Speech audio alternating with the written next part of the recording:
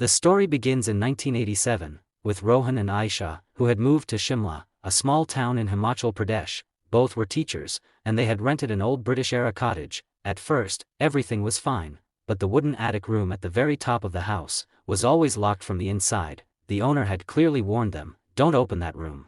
No air reaches there." But as time passed, rattling sounds began coming from that locked room at night.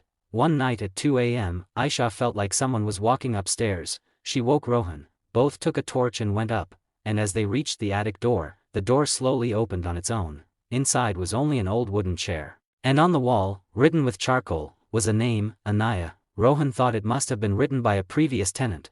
But that night, strange things began. Sometimes the lights flickered on their own, sometimes the utensils in the kitchen fell by themselves, and sometimes, in the middle of the night, the radio started playing at full volume, even though it was unplugged. One evening, while Aisha was cooking, she felt a sudden cold breeze. She thought the window must be open, but it was completely shut. When she turned around, in the corner of the kitchen stood the black shadow of a little girl. No face at all, just two glowing white eyes.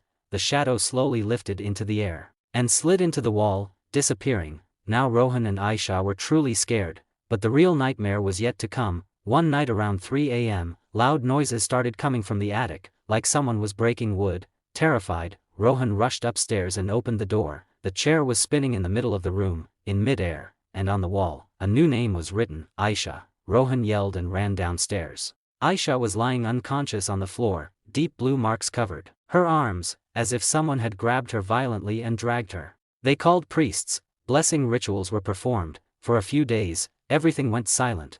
But one night, the same radio blasted at full volume again. In the main hall downstairs, Rohan saw a little girl's white eyes glowing in the dark, and behind her stood a 7-foot-tall black shadow. The shadow slowly moved toward Rohan. Rohan grabbed Aisha's hand and the two ran outside. When they returned in the morning, the walls of the entire house were covered with the words, "ANAYA wants her family back." Terrified, Rohan and Aisha left the house and Shimla forever. The owner locked the cottage down, and since then, no one has ever dared to open that attic room again. Friends, what do you think? Is Anaya's spirit still inside that house? Will she choose someone else as her new family?